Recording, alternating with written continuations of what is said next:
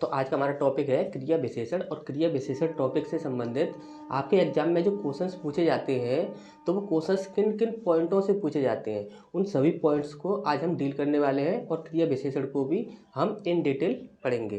तो स्टार्ट करते हैं आज का हमारा टॉपिक। सबसे पहले हमें समझना है क्रिया विशेषण होता क्या है। तो क्रिया विशेषण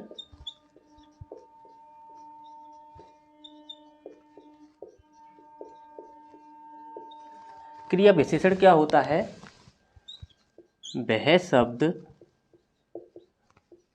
जो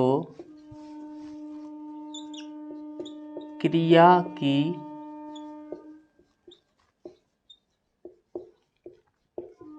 विशेषता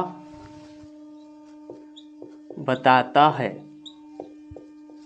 वह शब्द जो क्रिया की विशेषता बताता है वही क्या कहलाता है? आपका क्रिया विशेषण। अब आपसे पूछा जाता है कि क्रिया विशेषण एक कैसा शब्द है, तब आप बताओगे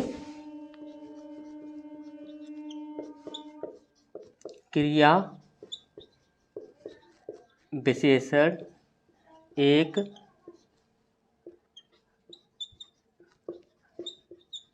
अभिकारी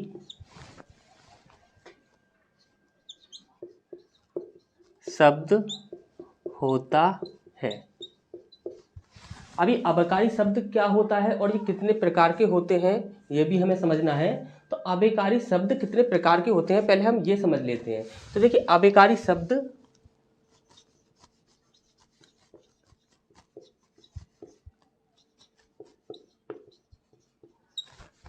एक होता है आपका क्रिया विशेषण, दूसरा होता है आपका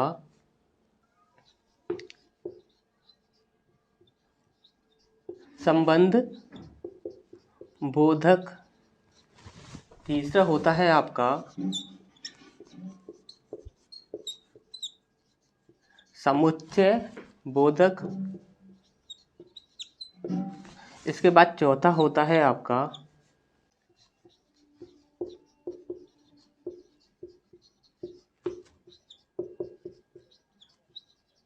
विस्मयादि बोधक और आपका पांचवा होता है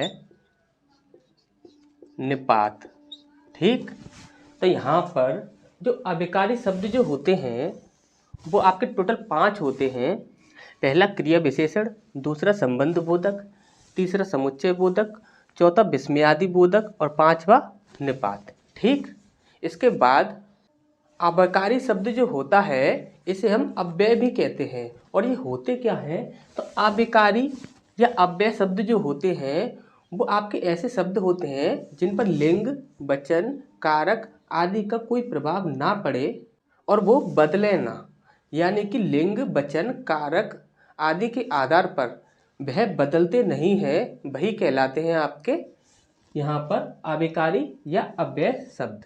अब इसके बाद हमें समझना है क्रिया विशेषण के भेद। तो यहाँ पर क्रिया विशेषण के भेद कितने होते हैं? कुल 4 भेद होते हैं। ठीक, तो कितने भेद होते हैं? कुल 4 भेद होते हैं। यहाँ पर सबसे पहला हमें पढ़ना है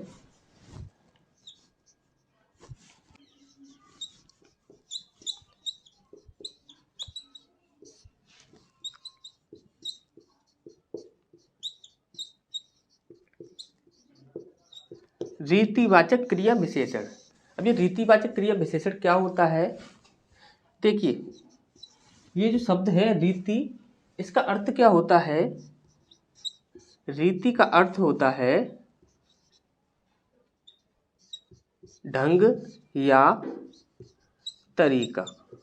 यानी कि हम कह सकते हैं जिस शब्द से हमें ये पता लगे कि क्रिया के होने का तरीका या ढंग क्या है, तरीका या ढंग क्या है, तो वह क्या क्या कहलाएगा? आपका रीतिवाचक क्रिया विशेषण। जैसे कि ढंग,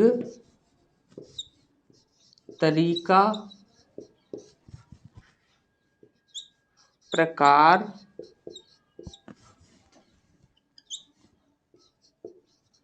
स्वीकार,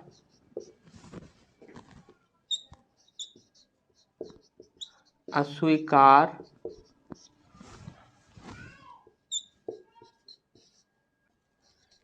निषेध, निश्चय,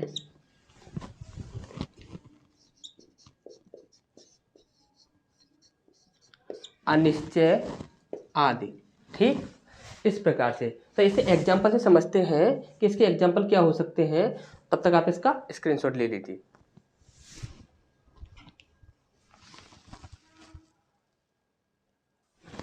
तो हमने आपको बताया था रीतिवाचक जो क्रिया विशेषण होता है उसमें आपको क्या बताया जाता है, कार्य करने का ढंग या तरीका।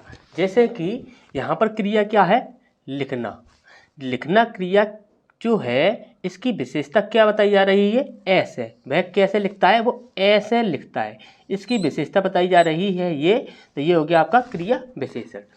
वह शायद जाए, तो जाए एक क्रिया है और क्रिया की विशेषता क्या बताई जा रही है, शायद। ठीक, इसी प्रकार से वह खाता है, कैसे खाता है, तो जल्दी जल्दी खाता है।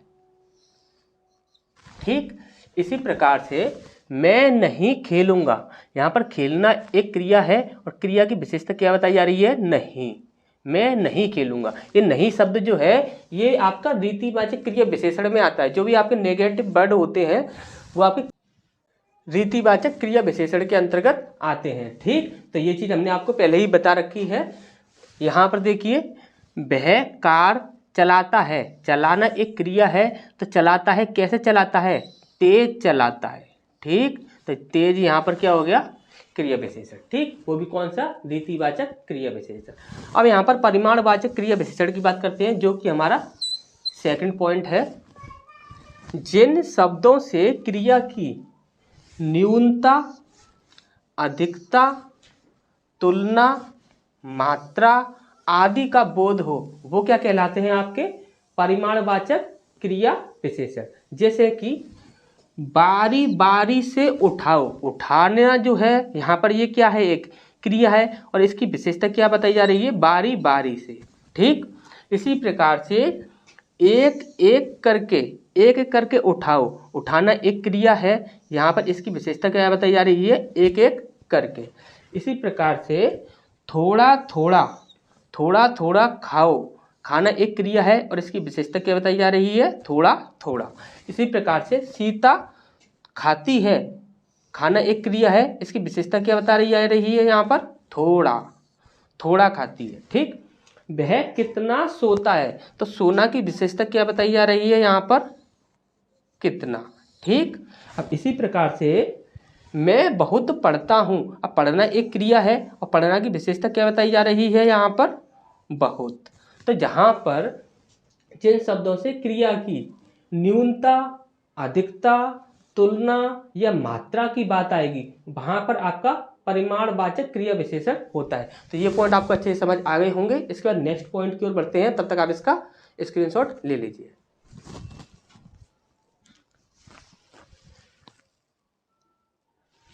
तो यहाँ पर हमें नेक्स्ट पॉइंट पढ़ना है, तीसरा, स्थानवाचक क्रिया विशेषण। तो स्थानवाचक क्रिया विशेषण क्या होता है, जो शब्द क्रिया के होने के स्थान, स्थिति या दिशा को बताता है वही क्या कहलाता है, आपका स्थानवाचक क्रिया विशेषण। एग्जाम्पल से समझते हैं, वह यहाँ रहता है, रहना एक क्रिया है, कहाँ रहता है, तो यहाँ रहता है, तो ये स्थानवाचक क्रिया विशेषण है।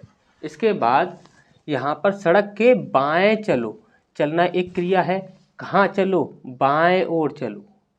ठीक, तो ये क्या हो जाएगा, आपका एक क्रिया विशेषण, वो भी कौन सा, स्थानवाचक। इस प्रकार से राम की तरफ चलो, चलना एक क्रिया है, तो किसकी तरफ, राम की तरफ, तरफ एक हो जाएगा क्रिया विशेषण। इसी प्रकार से यह वह पास या दूर रहता है, तो रहना एक क्रिया है, इसकी विशेषता क्या बताई जा रही है, या तो पास या फिर आपका दूर। ठीक, इसी प्रकार से नीचे बैठो, नीचे, ऊपर, इस प्रकार से किसी भी प्रकार से यदि स्थान को प्रदर्शित किया जा रहा है किसी क्रिया को करने के लिए, यानी कि कोई कार्य हो रहा है और कार्य के होने के स्थान को यदि प्रदर्शित किया जा रहा है, तो वहाँ पर क्या होगा, आपका स्थानवाचक क्रिया विशेषण। इसके बाद हमें पढ़ना है कालवाचक क्रिया विशेषण। कालवाचक क्रिया विशेषण क्या होता है? जो शब्द क्रिया के होने के समय, बारंबारता, अवधि को बताता है, वही क्या कहलाता है? आपका कालवाचक क्रिया विशेषण। जैसे कि पिताजी अभी जा रहे हैं, तो जाना एक क्रिया होता है, तो कब जा रहे हैं? अभी जा रहे हैं, तो यहाँ पर क्रिया विशेषण क्या हुआ? अभी। इसी प्रकार से रोहित आजकल पढ़ता है, पढ़ना एक क्रिया हुआ, क्रिया की विशेषता क्या बताई जा रही है? आजकल। ठीक, इसी प्रकार से वह प्रतिदिन पढ़ता है, पढ़ता है यहाँ पर क्या है? प्रतिदिन। प्रतिदिन किस में आएगा आपका? ये बारंबारता में आएगा। ठीक, इसी प्रकार से वह कल आएगा, आना एक यहाँ पर क्रिया है, तो इसका विशेषण क्या होगा? क्रिया विशेषण कल। ठीक, इसके बाद यदि बात की जाए तो आपके क्वेश्चंस पूछे जाते हैं निपात से, तो इसमें निपात भी होते हैं। जैसे कि वहाँ पर क्वेश्चन पूछा जाए कि मैं भी चलूँगा, तो इसमें भी क्या है? इस प्रकार से आपसे पूछा जाता है, तो आप हमेशा ही याद रखिए कि निपात होते हैं ही, भी, तो, ये सभी क्या कहलाते हैं? निपात कहलाते हैं। तो इसके बाद तो ये चीज़ें आपको अच्छे से समझ आ गई होंगी। आपको यदि किसी भी प्रकार का यदि कोई भी डाउट होता है तो आप कमेंट बॉक्स में कमेंट कीजिए, आपका जो भी डाउट होगा वो दूर किया जाएगा। तो मिलते हैं फिर नेक्स्ट क्लास में।